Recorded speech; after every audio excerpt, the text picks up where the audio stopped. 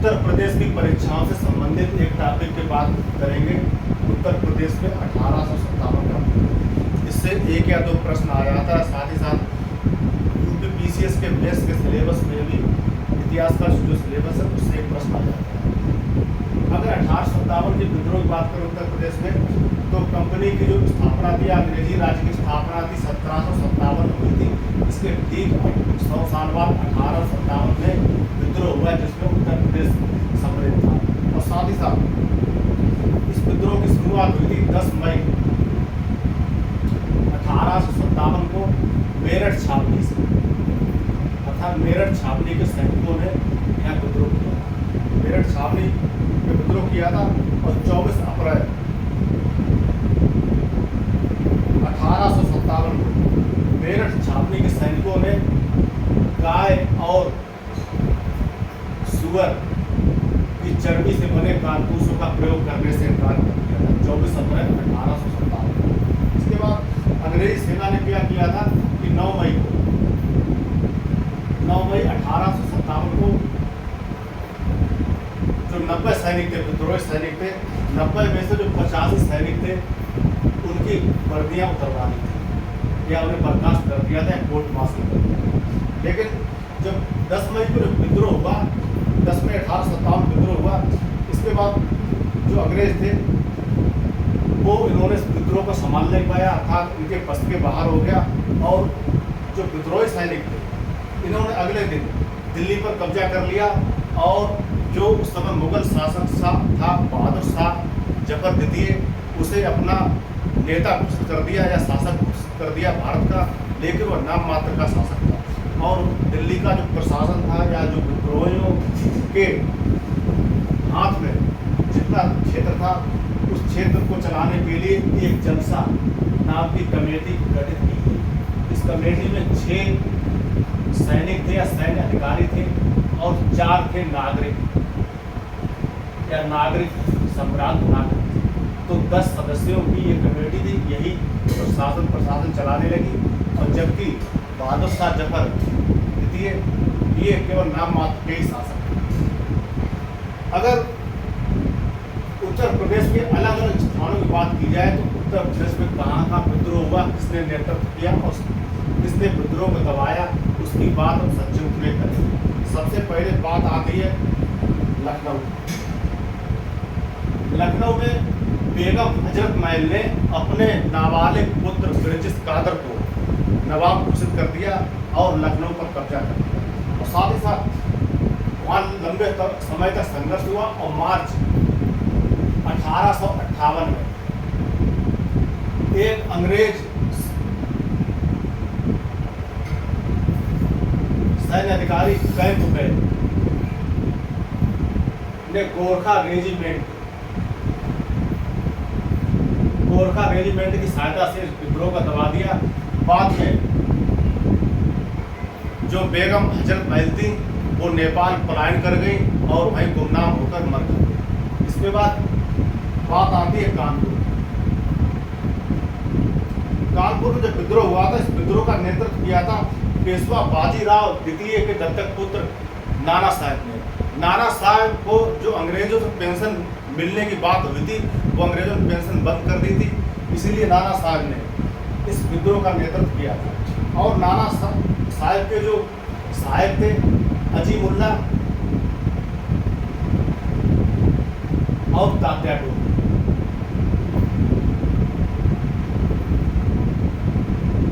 ये नाना साहब के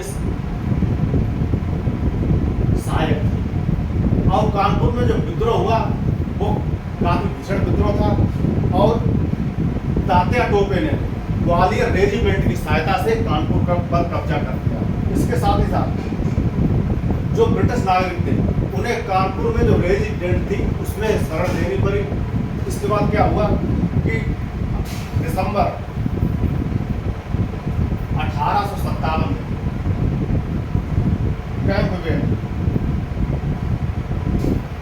कैंपबेल ने कानपुर पर कब्जा कर लिया दिसंबर 1857। इसके बाद बात आती है झांसी। झांसी राज्य को लॉर्ड डलहौजी की विलय नीति के संदर्भ में उसे हड़प कर लिया गया या ब्रिटिश शासन में मिला लिया गया, क्योंकि जो डलहौजी की राज हड़प नीति थी उसके अंतर्गत यदि किसी भारतीय शासक या नवाब या जमींदार के पास उसका कोई सगा पुत्र नहीं है तो उसका जो राज्य या जागीर है वो ब्रिटिश राज्य में मिला ली जाएगी। और जबकि झांसी की रानी ने एक दत्तक पुत्र को गोद ले लिया था, इसीलिए उनके राज्य को ब्रिटिश शासन में मिला लिया गया और झांसी की रानी लक्ष्मीबाई ने विद्रोह कर दिया। इसके बाद अप्रैल 1858 में एक भीषण संघर्ष हुआ और कर्नल यूरोज के नेतृत्व में, जिसमें झांसी की रानी पराजित हुई और साथ ही साथ 17 जून 1858 को झांसी की रानी की मृत्यु हुई। इसके बाद हम बात करते हैं इलाहाबाद और बनारस की। इलाहाबाद और बनारस में जो विद्रोह का नेतृत्व किया था मौलवी लियाकत अली ने किया था। इलाहाबाद और बनारस में विद्रोह का नेतृत्व मौलवी लियाकत अली ने किया था। और इस विद्रोह को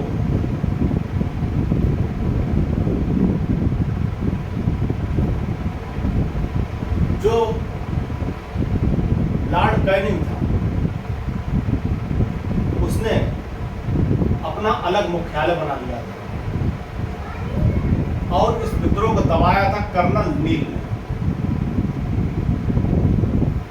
लॉर्ड कैनिंग ने जो मुख्यालय बनाया था उसने इलाहाबाद को आपातकालीन मुख्यालय बना लिया था। इसके बाद हम बात करते हैं इलाहाबाद बनारस के बाद जो विद्रोह हुआ था बुलंदशहर, पश्चिमी उत्तर प्रदेश में। बुलंदशहर में विद्रोह का नेतृत्व किया था जमींदार मोहम्मद वली दाद ने।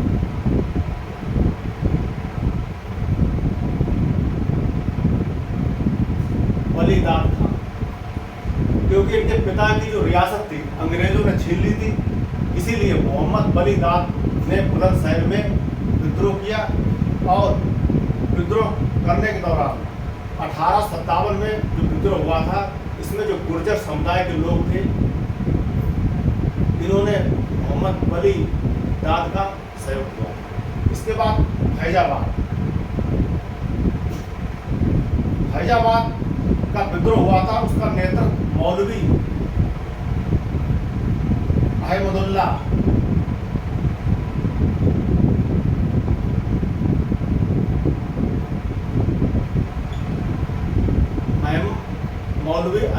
शाह ने किया था और इन्हें बाग डंका शाह की भी उपाधि दी गई थी। इन्होंने फैजाबाद में विद्रोह किया था मौलवी अहमदुल्लाह शाह। इसके बाद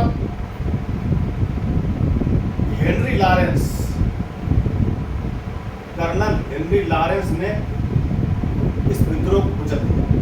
इसके बाद बरेली में जो विद्रोह हुआ, वहां बरेली में विद्रोह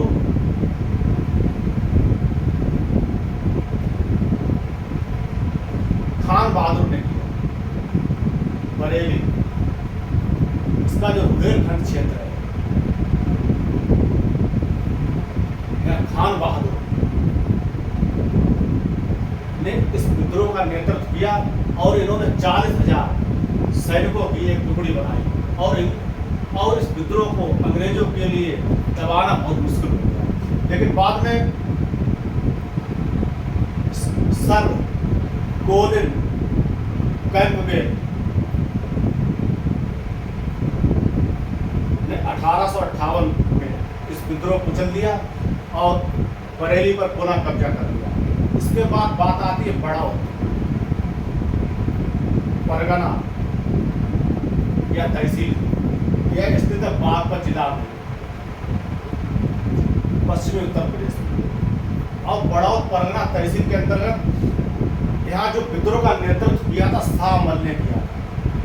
शाहमल वहाँ का एक स्थानीय जमींदार था और वहाँ जाट और गुर्जर समुदाय के लोगों या किसानों ने इसका भरपूर सहयोग किया था। और शाहमल ने एक नारा दिया था, 84 देश का नाम, अर्थात अंग्रेजों से 84 देशों की मुक्त की जाए। इस 84 देश का मतलब था 84 गांव जहां एक समुदाय या कबीले के लोग निवास किया करते। इसके बाद मथुरा,